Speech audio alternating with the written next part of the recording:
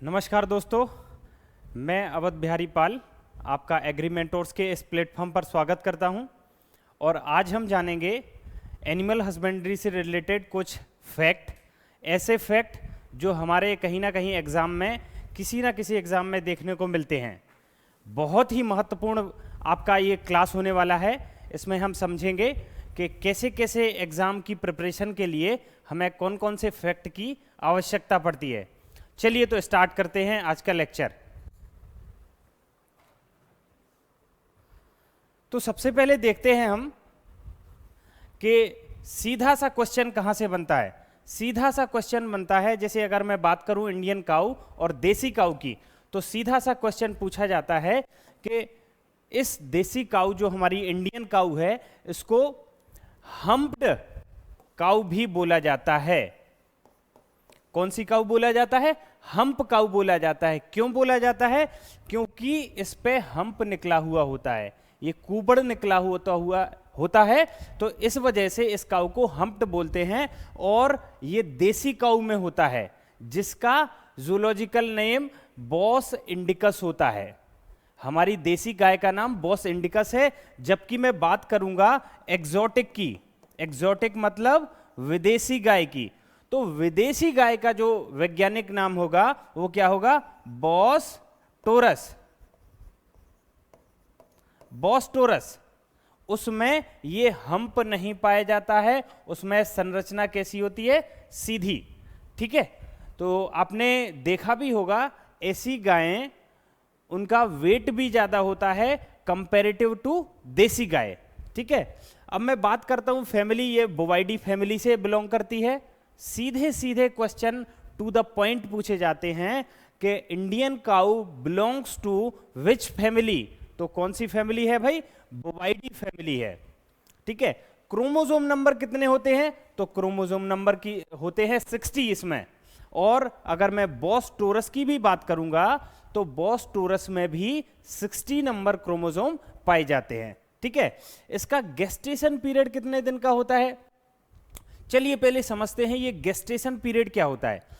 Gestation period वो period होता है जो गर्भकाल की समय अवधि होती है, यानी from the beginning of day conceiving, यानी कंसीव करने वाले दिन से लेके और पार्ट्रीशन जब उसने बच्चा दिया है उस दिन तक जो पीरियड होगा वो ऑन एन एवरेज गाय के केस में 285 डेज होगा।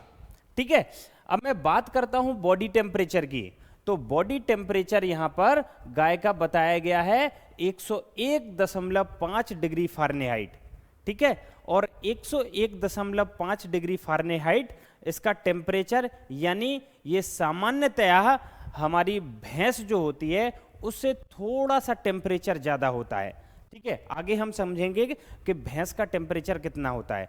ठीक है, ये सीधे सीधे पॉइंट्स हैं जिनसे कहीं ना कहीं सीधे सीधे एग्जामों में पूछ लिया जाता है। चलिए मैं बात करता हूं अब इंडियन बफेलो की।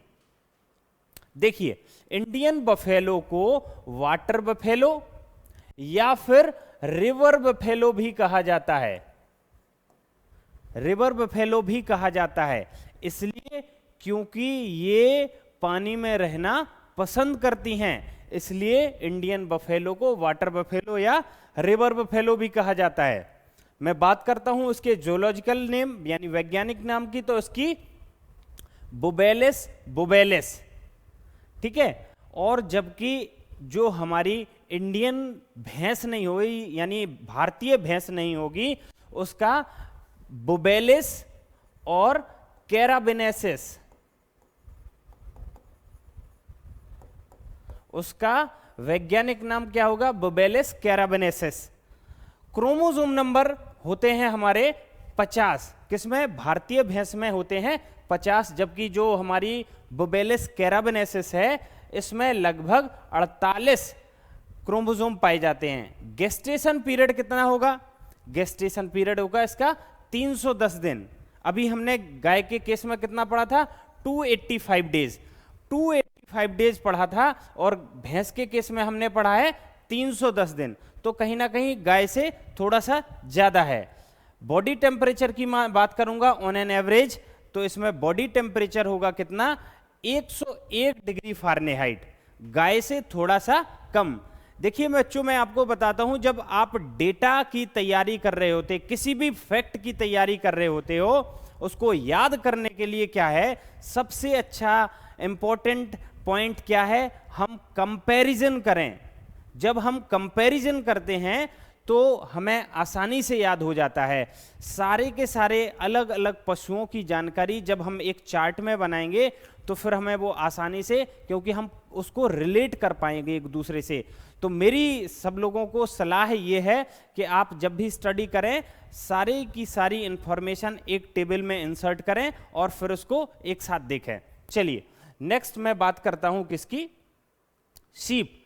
शीप जो हमारी भेड़ है, जो भेड़ है उसको हम क्या बोलते हैं, ओविस एरीज। ये भी बोवाइडी फैमिली से बिलोंग करती है। अभी तक हमने 3 पशु पढ़े हैं, तीनों के तीनों बोवाइडी फैमिली से बिलोंग करते हैं। कौन कौन से, मैं आपको फिर से एक बार बता दूं कि शीप के अलावा काऊ, बफेलो और हमारी गॉट, ये चारों के चारों एनिमल जो होंगे वो किस फैमिली से बिलोंग करते हैं, बोवाइडी फैमिली से, राइट। इसका जंतु वैज्ञानिक नाम क्या है, ओविस एरीज। इसमें क्रोमोसोम नंबर कितने हैं, 54। इसका गेस्टेशन पीरियड कितना है, 145 डेज। कितना है, 145 डेज। और इसका बॉडी टेम्परेचर कितना है, 102.3 डिग्री फारेनहाइट। देखिए अभी गाय के केस में 100 कितना, 101.5 ये काऊ का है। और अगर मैं बफेलो की बात करूंगा तो 101। और मैं बॉडी टेम्परेचर की बात करूं अगर शीप की, तो शीप का 102.3, यानी सबसे जो कम है बॉडी टेम्परेचर वो बफेलो का है, फिर हमारी गाय का है, और फिर हमारे किसका है, भेड़ का है। और बॉडी टेम्परेचर की अगर मैं बात करूंगा तो लगभग जो हमारी गॉट है उसका भी बॉडी टेम्परेचर 102.3 के आसपास रहता है। चलिए देखिए, गॉट की मैं बात करूंगा तो इसका जंतु वैज्ञानिक नाम क्या है, कैप्रा हिरकस। बोवाइडी फैमिली से ये भी बिलोंग करती है। क्रोमोसोम नंबर होंगे 60। इसका जो गेस्टेशन पीरियड होगा वो होगा 155 डेज। और बॉडी टेम्परेचर इसका 102.3 डिग्री फारेनहाइट। तो मैं बॉडी टेम्परेचर की जब मैं बात करूंगा तो यहां पर कंपैरेटिव स्टडी में काऊ में 101.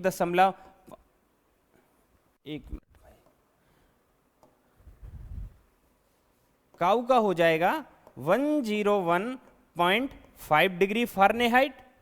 बफेलो का हो जाएगा हमारा 101, और हमारा शीप का हो जाएगा 102.3 डिग्री फारेनहाइट। ठीक है, तो जब हम कंपैरेटिव स्टडी करेंगे तो आसानी से हम याद कर सकेंगे। ठीक है, तो आज अभी हमने 4 एनिमल्स को पढ़ा और चारों के जो फैक्ट थे वो हमने समझे, राइट। आगे हम देखते हैं एक और एनिमल बहुत इंपॉर्टेंट है, पिग। इसका जो जूलॉजिकल नेम है वो सस डोमेस्टिकस, जो कि ज्यादातर इंडिया में पाया जाता है, और सस स्क्रोफा, ये भी अब धीरे धीरे इंडिया में मिलने लगा है। इसकी फैमिली है स्वाइडी, और क्रोमोसोम नंबर होंगे वो 38 होंगे। गेस्टेशन पीरियड जो होगा वो 114 दिन का होगा, 114 डेज। और बॉडी टेम्परेचर की मैं बात करूंगा तो इसका बॉडी टेम्परेचर और दूसरे अन्य जो हमारे जानवर हैं, गाय, भैंस, भेड़, बकरी, इन चारों से थोड़ा सा ज्यादा होगा, जो कि है 102.5 डिग्री फारेनहाइट। कितना है, 102.5 डिग्री फारेनहाइट। चलिए नेक्स्ट की मैं बात करता हूं। ये हमारा अगला जो इंपॉर्टेंट बर्ड आ गई है वो क्या है, पोल्ट्री। पोल्ट्री का जूलॉजिकल नेम गैलस डोमेस्टिकस है। इसका जो गैलस डोमेस्टिकस है, और क्रोमोसोम नंबर होंगे 78। इसके अलावा जो इसका इंक्यूबेशन पीरियड, यानी जो बच्चे जिस अंडे से निकलेंगे उस अंडे को हीट ट्रीटमेंट देना होता है, उस हीट ट्रीटमेंट का जो ड्यूरेशन है वो कितना है 21 डेज, और बॉडी टेम्परेचर होगा वो कितना होगा 107 degree 107.1 degree Fahrenheit, 107.1 degree Fahrenheit. ठीक है, तो ये हमारे इंपॉर्टेंट कुछ थे एनिमल्स। अब देखिए ये चार्ट मैंने आपके लिए बनाया है, ये चार्ट बहुत इंपॉर्टेंट है। इसमें हमारे पास अलग अलग प्रकार के एनिमल्स हैं, उनको क्या करना है आपने, उनके जूलॉजिकल नेम याद करने हैं और उनके क्रोमोसोम नंबर याद करने हैं।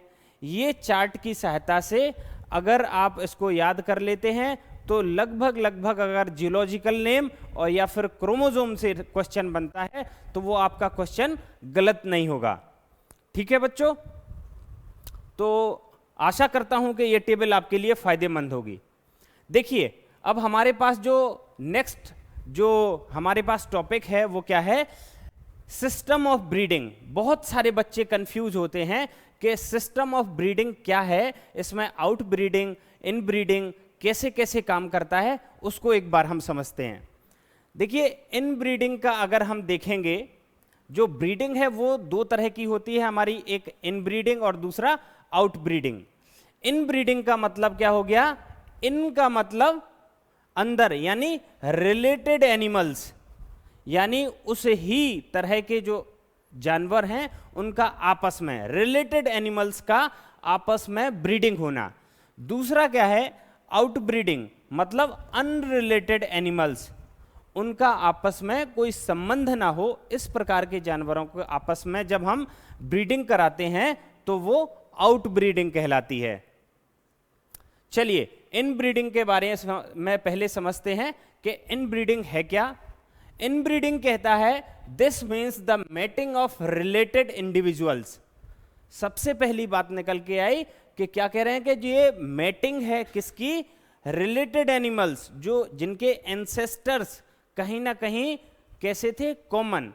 Each animal has two parents, सभी के दो पेरेंट्स होते हैं, और 4 ग्रैंड पेरेंट्स, अगर उनके हम पीछे उनकी जनरेशन में जाएं तो उनके 4 ग्रैंड पेरेंट्स होते हैं, और 8 ग्रेट ग्रैंड बायोलॉजिकल। यानी अगर हम फैमिली ट्री बनाएंगे तो फैमिली ट्री में क्या होगा, पहले 2 लोग होंगे, उनका जो उनका एक कोई भी पुत्र होगा जिसको F1 बोलेंगे, फिर इनका जो कोई होगा, इस तरीके से जो आने वाली जनरेशन होगी उसमें यहां पर हो जाएंगे कितने 8, और फिर 4, और फिर इसके बाद उनका जो मेन मूल होगा। यानी हम कह सकते हैं हर एक जानवर के जो पेरेंट्स होंगे वो 2 होंगे, और जो उनके ग्रेट पेरेंट्स होंगे वो कितने होंगे, वो ग्रैंड पेरेंट्स वो 4 होंगे, और उनसे ऊपर जाएंगे तो 8 होंगे। और जब हम यही बात करते हैं कहाँ की, 10th जनरेशन की, इसी कैलकुलेशन के आधार पर, तो 10th जनरेशन में लगभग 1024 एंसेस्टर्स होंगे। और अगर 20th जनरेशन की मैं बात करूंगा तो लगभग 1,48,576 के आसपास एंसेस्टर्स होंगे। अब जब मैं बात करूंगा इनब्रीडिंग की, तो इनब्रीडिंग में हम रिलेटेड एनिमल्स की क्रॉसिंग कराते हैं या मेटिंग कराते हैं विद इन 4 to 6 जनरेशन। हम केवल 4 से लेके 6 जो जनरेशन के एनिमल्स हैं उनका आपस में क्या कराते हैं, ब्रीडिंग कराते हैं, और इस तरह की ब्रीडिंग हमारी क्या कहलाती है, इनब्रीडिंग।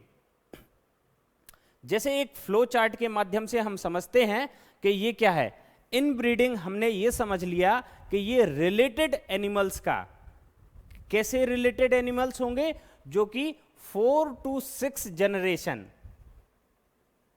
वो होंगे कहीं ना कहीं 4 to 6 जनरेशन तक रिलेटेड। इन ब्रीडिंग को हमने 2 पार्ट में डिवाइड किया है, एक क्लोज ब्रीडिंग, एक लाइन ब्रीडिंग। जो क्लोज हमारी ब्रीडिंग होती है उसके 3 एग्जाम्पल्स हो सकते हैं। कि जैसे फुल ब्रदर एंड सिस्टर्स की आपस में क्या कराई जाए, ब्रीडिंग कराई जाए। दूसरा क्या होता है, सन और डेम का अगर ब्रीडिंग कराया जाए। और तीसरा हमारा क्या हो सकता है, जब सायर और डॉटर्स को अगर हम आपस में मैटिंग कराते हैं या ब्रीडिंग कराते हैं तो ऐसे में क्या कहलाता है, ये हमारा क्लोज ब्रीडिंग, यानी बहुत क्लोज में हमने उनका आपस में मैटिंग कराया है। नेक्स्ट होता है लाइन ब्रीडिंग। लाइन ब्रीडिंग में क्या है कि हाफ ब्रदर और हाफ सिस्टर, या फिर कह सकते हैं उनके कजिन्स, ठीक है, तो ऐसे तरह की जो ब्रीडिंग होगी वो क्या कहलाएगी, लाइन ब्रीडिंग। तो आई होप आपको इन ब्रीडिंग का कॉन्सेप्ट समझ में आया होगा। नेक्स्ट है आउट ब्रीडिंग। तो आउट ब्रीडिंग के हमारे पास 4 प्रकार हैं। कौन कौन से हैं? एक तो होता है आउट क्रॉसिंग, दूसरा होता है क्रॉस ब्रीडिंग, और तीसरा होता है स्पेशल स्पीसीज हाइब्रिडाइजेशन, और चौथा होता है ग्रेडिंग अप। ये 4 तरह के हमारे क्या होते हैं, आउट ब्रीडिंग के टाइप्स हैं। और जबकि ये जो हमारा सेकंड पोर्शन है इसमें 3 तरह की क्रॉसिंग होती हैं। इन 3 तरह की क्रॉसिंग को समझने के लिए आप क्या करिए, हमारे नेक्स्ट वीडियो में मिलिए, हम जिसमें आउट ब्रीडिंग को पूरी तरीके से समझेंगे 1 बाय 1, ठीक है। आगे मैं बात करूंगा, एक क्वेश्चन आया था उसके ऊपर डिस्कशन करते हैं कि जैसे which is the largest compartment of ruminant animal. Ruminant animal कौन होते हैं? रुमिनेंट एनिमल वो होते हैं जो कि खाना खाने के बाद बैठकर जुगाली करते हैं, और उनका जो स्टमक है वो 4 पार्ट में डिवाइडेड रहता है। अब पूछा गया है कि कौन सा पार्ट सबसे बड़ा होता है। सबसे पहला पोर्शन होता है वो होता है कौन सा, रूमन, दूसरा रेटिकुलम, तीसरा ओमेजम और चौथा एबोमेजम। ये 4 पार्ट में डिवाइड रहता है। अब इसका आंसर क्या होगा भाई? इसका आंसर है रूमन। जो फर्स्ट कंपार्टमेंट है वो सबसे बड़ा होता है, ये सबसे बड़ा होता है। अब यहीं से एक और क्वेश्चन बनता है कि अगर सबसे बड़ा रूमन है तो सबसे छोटा कौन सा होगा? सबसे छोटे की मैं बात करूंगा तो ओमेजम सबसे छोटा होगा, यानी स्मॉल वन, और सबसे लार्जेस्ट या बिग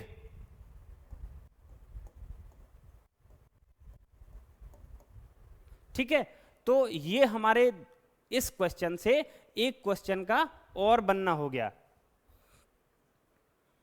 देखिए मैं हम समझते हैं इमेज के फॉर्म में कि ये जो डाइजेस्टिव सिस्टम है वो किस किस पार्ट में डिवाइडेड रहता है। सबसे पहले क्या होता है, माउथ पोर्शन से कोई भी जानवर ग्रेजिंग करता है, कोई भी जानवर अगर चरता है, किसी चारे को खाता है, तो सबसे पहले जाता है कहाँ? रूमन में। सबसे पहला पोर्शन क्या है? रूमन।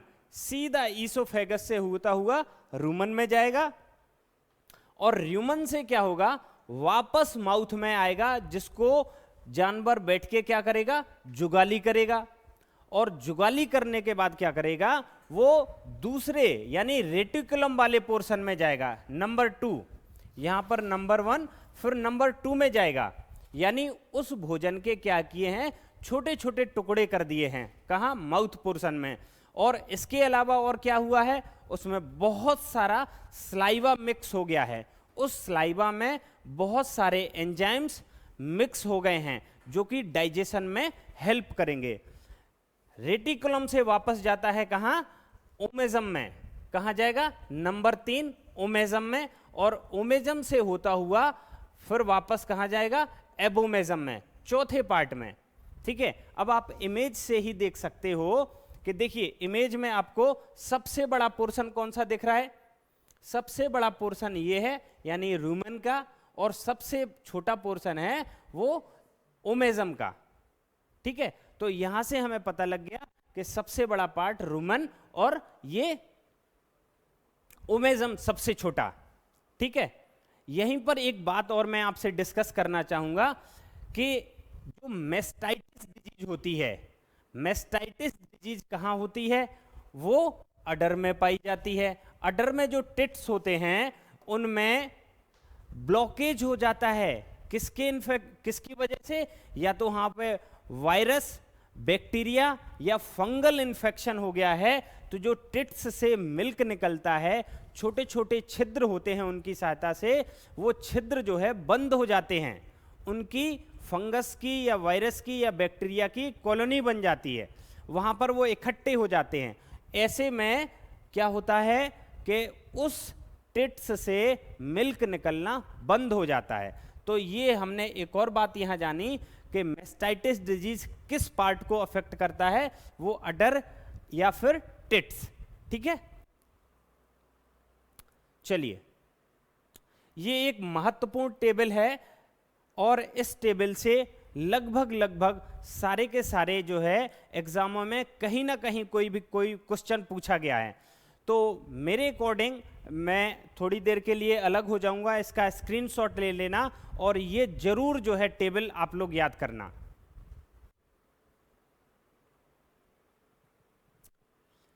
चलिए, आई थिंक आपने जो है स्क्रीनशॉट या जैसे पॉज करके जैसे भी करके ये इस टेबल को देख लिया होगा। बहुत इंपॉर्टेंट टेबल है। इसमें क्या बताया गया है? इसमें बताया गया है कि जो हमारे अलग अलग एनिमल्स हैं, कैटल मतलब काऊ, बफेलो भैंस, शीप भेड़, गोट बकरी, पिग शुअर और हॉर्स, इन सब के अलग अलग डिटेल्स को क्या क्या बोलते हैं। जैसे स्पीसीज को क्या बोलेंगे, ग्रुप को क्या बोलेंगे, एडल्ट मेल को एडल्ट फीमेल को क्या बोलेंगे, जो यंग मेल होगा या यंग फीमेल होगी उसको क्या बोलेंगे, जो उनके न्यूबॉर्न बेबी होंगे उनको क्या कहा जाता है। कैस्ट्रेटेड मेल मतलब उनका हमने क्या किया है, जो रिप्रोडक्शन कैपेसिटी है उसको खत्म कर दी गई है। स्टरलाइज फीमेल यानी हमने कैस्ट्रेटेड में क्या किया था, मेल की रिप्रोडक्टिव कैपेसिटी खत्म कर दी थी, और स्टरलाइज फीमेल में हमने फीमेल की रिप्रोडक्टिव कैपेसिटी खत्म कर दी है। फीमेल विथ ऑफस्प्रिंग, पार्ट्रीशन और मैटिंग, इनके अलग अलग टर्म हैं, उनको क्या क्या बोला जाता है ये आपने देखना और समझना है। कोशिश करना कि इस टेबल को कंप्लीट याद रखा जाए। Next is type of ration. Ration अलग अलग प्रकार के होते हैं और ये राशन बहुत महत्वपूर्ण योगदान देते हैं। जैसे कि एक मेंटेनेंस राशन है। मेंटेनेंस राशन, इसको लाइफ सेविंग राशन भी कहा जाता है, लाइफ सेविंग राशन। ठीक है। दूसरा क्या है, प्रोडक्शन राशन। प्रोडक्शन राशन वो राशन है जब हम किसी भी एनिमल से कोई प्रोडक्शन ले रहे हैं, चाहे वो दूध के रूप में, अंडे के रूप में, मीट के रूप में, ऊन के रूप में, तो उस समय उस राशन को उस प्रोडक्शन के कंपनसेशन में दिया जाता है। नेक्स्ट है ग्रोथ राशन। ग्रोथ राशन वो राशन है जब किसी पशु को हम ग्रोथ वाली स्टेज में देते हैं ताकि वो जल्दी से तैयार हो जाए। जल्दी से तैयार का मतलब ये है, यदि फीमेल एनिमल है तो उसको हम क्या कर रहे हैं, उसको जल्दी से कंसीव होने के लिए तैयार कर रहे हैं, या फिर हमारा मेल एनिमल है तो हम तैयार कर रहे हैं उसको किसके लिए, कि ये जल्दी से तैयार हो और हमारे वर्क, जो ड्राफ्टिंग टाइप के वर्क हैं उनमें हमारा हेल्प करे। तो ग्रोथ राशन में एक टर्म आता है जिसको हम बोलते हैं फ्लशिंग। एक टर्म आता है जिसको बोलते हैं फ्लशिंग। फ्लशिंग टर्म क्या है?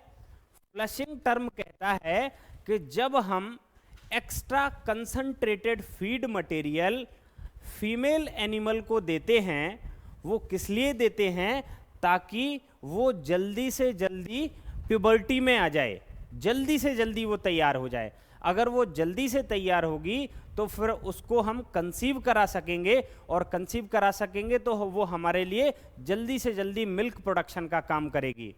यदि ऐसा हम नहीं करते हैं तो ये थोड़ा सा समय लेगी, और समय के साथ उस फार्म, जो पशुपालक है, उसको उतना आर्थिक लाभ नहीं होगा।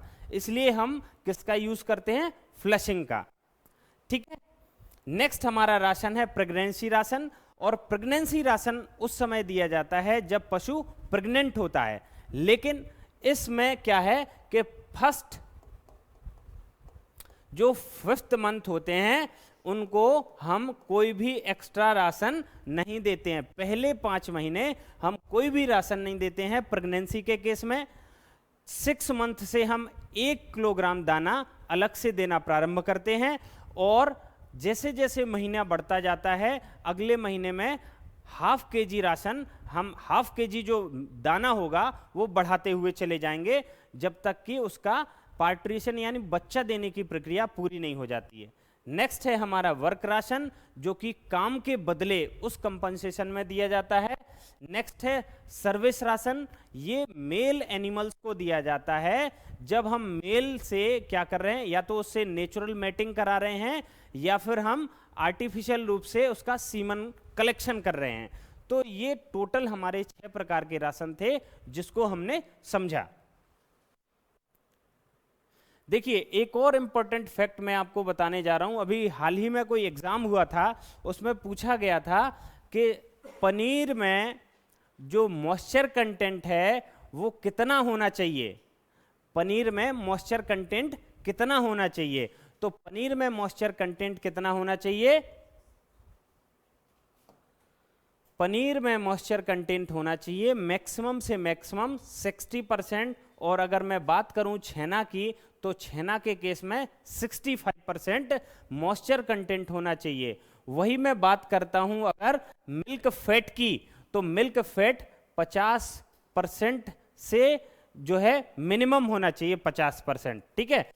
लो फैट छेना और पनीर में ये जो मॉइस्चर कंटेंट है वो सेम रहेगा, जबकि फैट का कंसंट्रेशन कम हो जाएगा।